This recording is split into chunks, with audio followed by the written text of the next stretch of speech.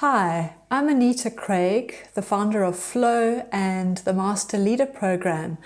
And today we have with us here to talk Lisa Furrer. Welcome, Lisa. Thank you. So good to be here. And a joy to have you on this call with us today, and also on the inaugural Master Leader Program as one of our featured wisdom teachers. An honor indeed. I wonder if you could just share with us a little bit around, what has led you to being here with us today, your experience, your journey, and a little bit about your story. Thank you. So I would say that I have always been somebody who is interested in the inner world. And from a young age, I've been exploring what it means to be conscious, what it means to have awareness, and how it is possible to express that in my life. Thank you so much for that. And I'm aware that your work is very grounded in the world as well, in terms of the service that you offer, which you've offered through business schools, into corporates, organizations, through different retreat centers, NGOs, not-for-profits, both locally and internationally. You've had this exposure to offer this somewhat what would probably have been termed an alternative to the mainstream kind of business mindset or organizational mindset. Can you just share a little bit about how it's been met, how this work has been met in those environments and contexts, and the effectiveness of it? What kind of impact has it had on participants who've been exposed to working with you? This is a really interesting question.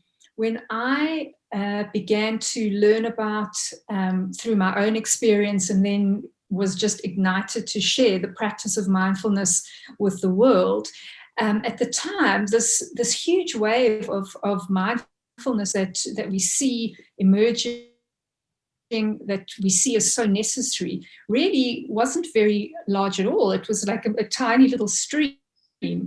And I was very lucky to be invited by a very forward-thinking professor at the University of Cape Town, at the business school, because he began to see how important it was for people who are involved in organizations, who are involved in human endeavor, in taking humanity forward, how important it was to develop these inner skills and to tap our inner wisdom and to hone our capacity for bringing ourselves fully into the world on the back of awareness, on the back of being more mindful, and more in contact with ourselves and each other. And Lisa, specifically working in organizations, if you had a skeptic listening to this, they might be asking, so what? How is this important? How is it making a difference, either to our bottom line or our organization's overall success or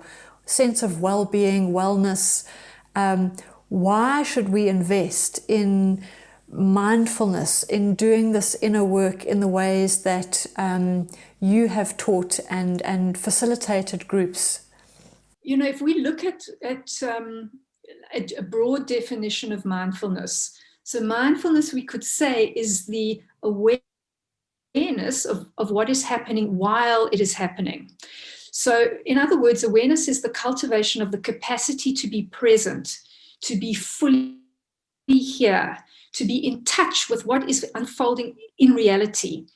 And there could be no more important skill to develop, no more fundamental skill than we could to develop, is this capacity to be with what is. Talking about that, because it sort of almost brings a sense of stillness to the present moment, timeless, motionless moment, yet we all know that this world is full of dynamic activity. There is so much chaos and movement happening around us. And I'm also aware that another one of your gifts and your talents and your skills is the somatic work, which is movement-based. And so how do you blend these two? How are they integrated, or how are they used consciously, again, to, develop and cultivate this sort of masterful presence and ability to respond to the world in a leader or an individual, and then ultimately for it to become embedded in the culture of an organization.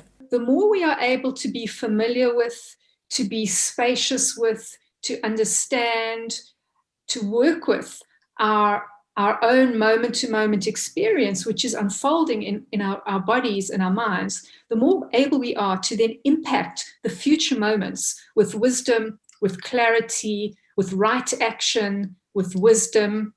I think I said wisdom.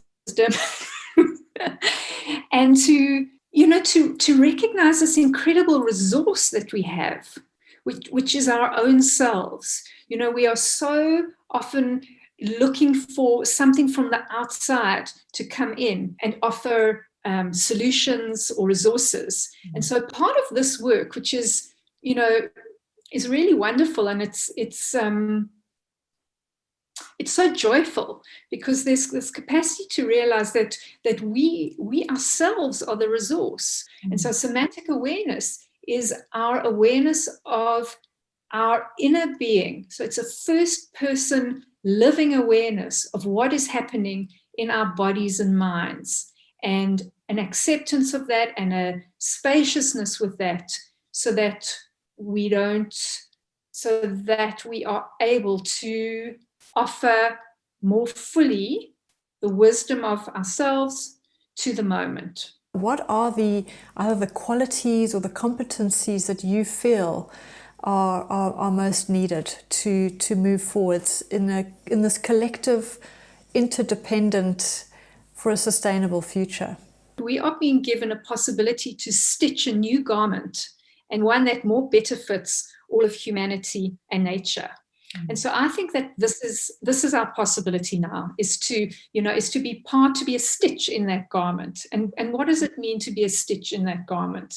It means to be able to turn towards our own inner experience, to work with what's difficult inside ourselves. And this is what it means to be a leader. This is what it means to be courageous. The root of the word courage is the word heart in French, cœur. So to be courageous is to move from the heart. And to move from the heart is, not to be scared of all of our human experience. And in fact, to bring it along, to invite it all along. And all of that, I think, creates leadership that is inspiring, that is heartfelt, that, just invites whoever it is that you are involved with, because leadership, as we know, takes many, many forms, to be part of this movement of moving from the heart and offering ourselves to the world from the heart.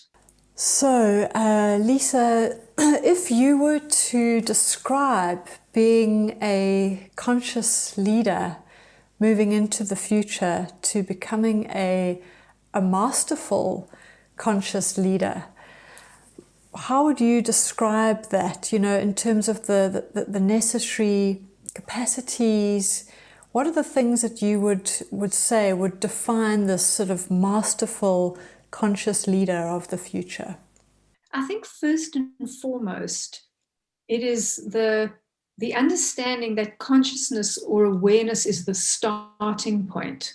It's not a kind of a nice to have sort of sideline activity.